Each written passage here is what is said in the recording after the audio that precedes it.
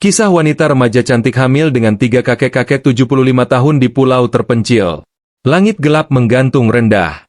Perahu nelayan kecil itu terombang-ambing diterjang gelombang, membawa satu-satunya penumpang. Seorang gadis muda yang tubuhnya lemah tak berdaya, tergeletak di dasar perahu. Namanya Lestari, usia 18 tahun. Wajahnya cantik alami khas gadis desa. Ia tengah hamil, perutnya membuncit sekitar 7 bulan. Matanya sembab, tubuhnya dingin, dan napasnya tak teratur. Ia tidak tahu kemana perahu membawanya. Yang ia tahu hanya satu hal, ia harus pergi. Lari dari kampung, dari aib, dari desas-desus, dan dari lelaki yang mempermainkannya lalu pergi entah kemana. 3 hari sudah ia terombang-ambing di lautan lepas, tanpa arah. Namun takdir memiliki rencana lain. Sebuah daratan kecil muncul di kejauhan, Pulau Nusa sepi, sebuah pulau terpencil tak tercantum dalam peta wisata. Rumah bagi 3 kakek tua yang telah meninggalkan dunia ramai puluhan tahun lalu. Di sudut pulau, berdiri sebuah gubuk tua dari bambu dan daun kelapa kering. Di sana tinggal 3 lelaki sepuh. Pak Wiryo, bekas dukun desa yang meninggalkan dunia karena kecewa pada ilmu yang disalahgunakan. Pak Sastro, mantan guru SD yang kehilangan semua keluarganya karena wabah. Pak Kardi, bekas tentara pejuang yang memilih menyepi setelah istri dan anaknya meninggal. Mereka menyebut diri mereka 3 penjaga pulau. Hidup dalam damai, saling bantu, menanam, dan memancing. Sudah lama mereka tak melihat manusia lain, hingga suatu pagi, ombak membawa sesosok tubuh ke pantai. Pak Kardilah yang pertama menemukannya. Astaga, ada orang, teriaknya. Ketiganya berlari ke pantai, dan menemukan Lestari, tubuhnya basah kuyup, lemas, dan perutnya besar. Mereka segera membawanya ke gubuk. Butuh 2 hari hingga Lestari sadar.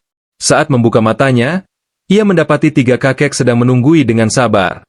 Mereka memberi makan bubur, memijit kakinya yang kram, dan menyalakan api agar ia hangat.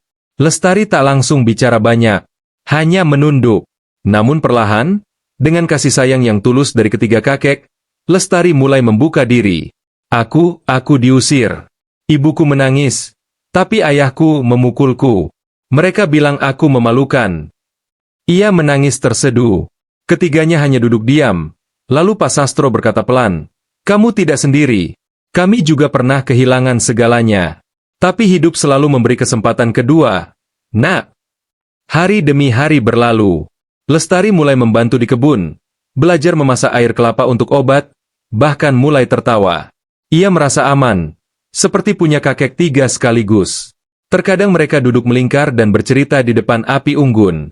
Pak Wiryo mengajarkan tentang ramuan daun untuk meredakan nyeri hamil. Pak Sastro menuliskan nama Lestari dengan arang di bambu, mengajarinya menulis kembali. Pak Kardi mengajarinya seni bertahan hidup, memancing, memanah ikan, dan membaca angin. 3 kakek itu tak pernah menanyakan siapa ayah anaknya. Mereka hanya menjaga, mendidik, dan mencintai seperti cucu sendiri, tanpa penghakiman. Suatu malam, badai besar datang. Gubuk mereka hampir hancur. Ketiganya memeluk Lestari agar tak terkena angin dan serpihan kayu. Esoknya, gubuk rusak, dan mereka harus membangunnya kembali. Namun itu bukan badai terbesar. Badai sesungguhnya datang dari hati Lestari, saat ia mulai bermimpi buruk.